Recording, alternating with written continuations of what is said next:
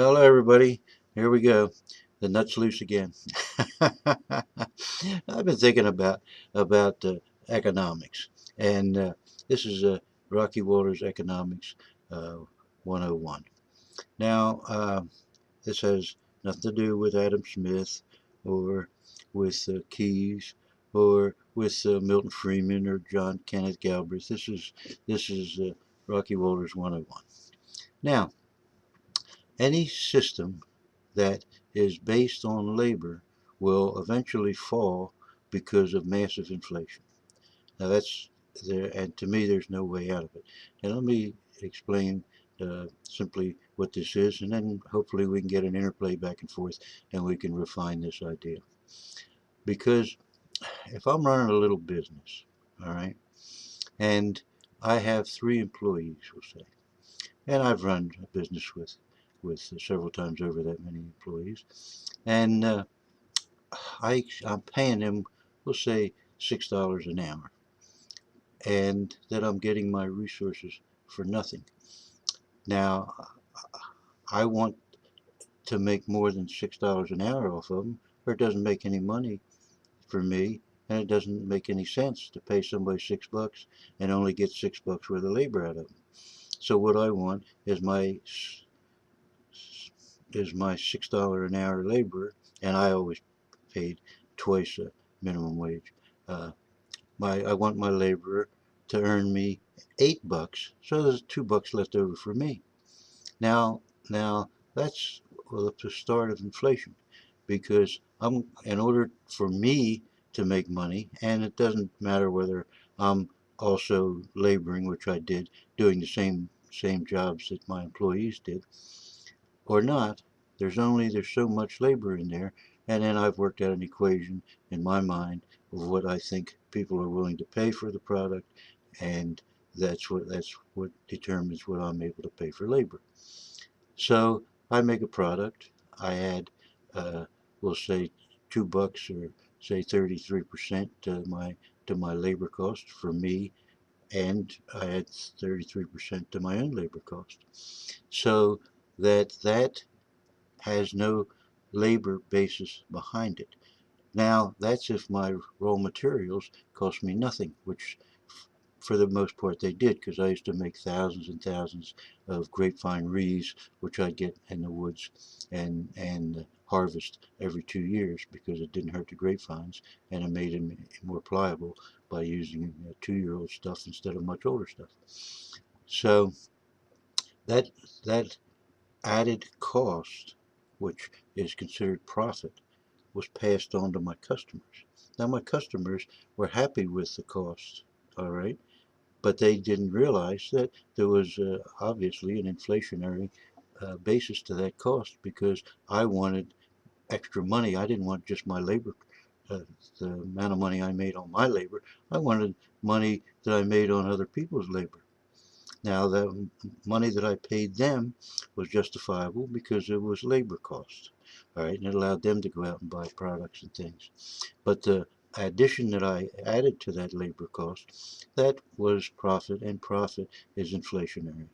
Now, I know that sounds so stupid, because how in the world could you run a system where you didn't pay people and where you didn't make money off of their labor, because it wouldn't make any sense to employ them? Well, there is a system that the only system that you can eliminate the labor is slavery. And under slavery, you have no labor cost.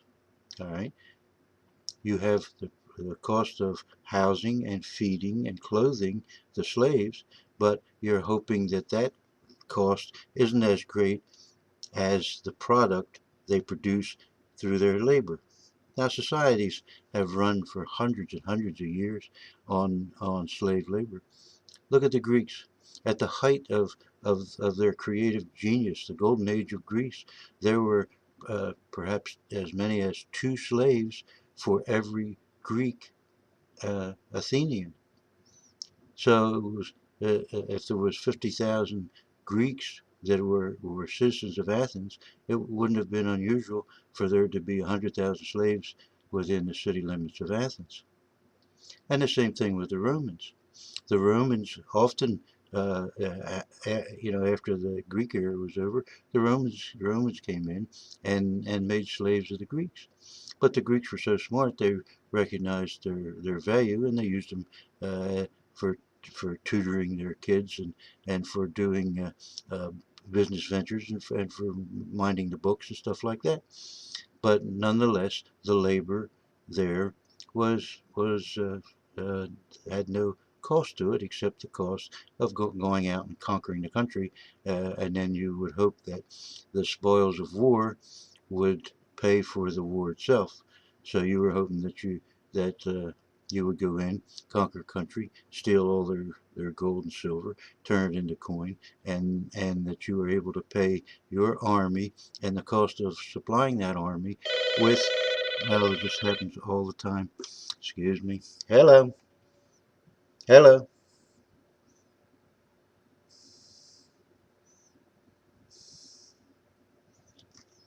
Oh, Jesus.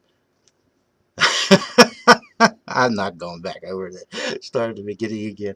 I had to disconnect that damn thing before I start any of this. So anyway, so in the South, and well, now we'll talk about slavery in the South.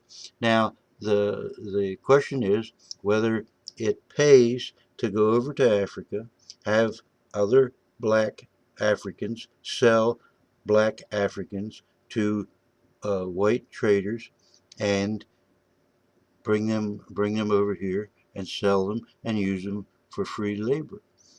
Now, the question again being whether or not you could pay for the shipping, pay pay for the housing, and generate enough. Well, the first set costs you a lot of money, but then like any other genetically rooted product, you were hoping that the next group of slaves and therefore ad infinitum down the line were only a product of the slaves you'd already purchased. Now, this system is tough to sustain itself because the cost of maintaining slaves and all, but it does give you a base of which you can have a reasonable expectation of profits. All right.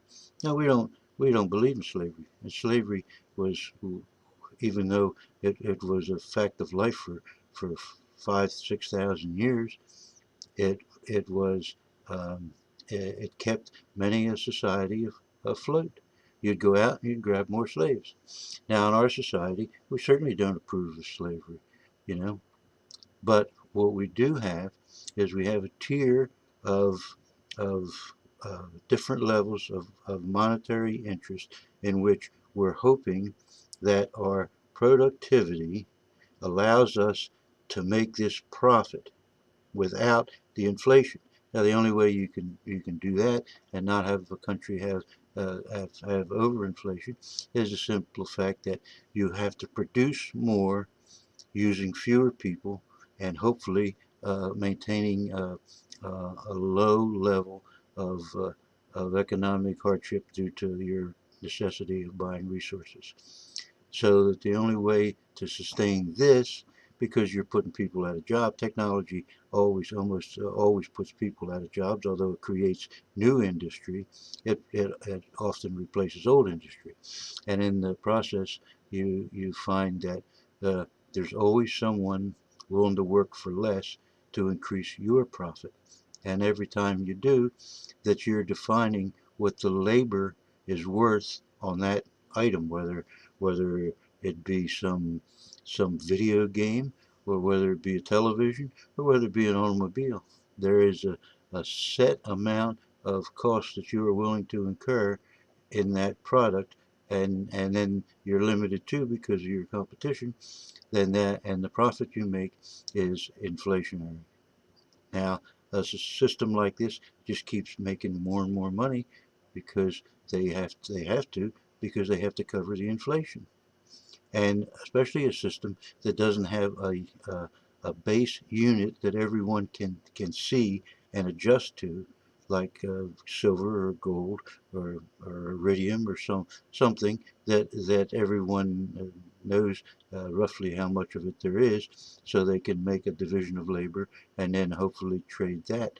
But it's also falls to the inflationary factor, because you're going to reach a point where there's not enough gold, there's not enough silver, there's not enough of any item except paper and ink.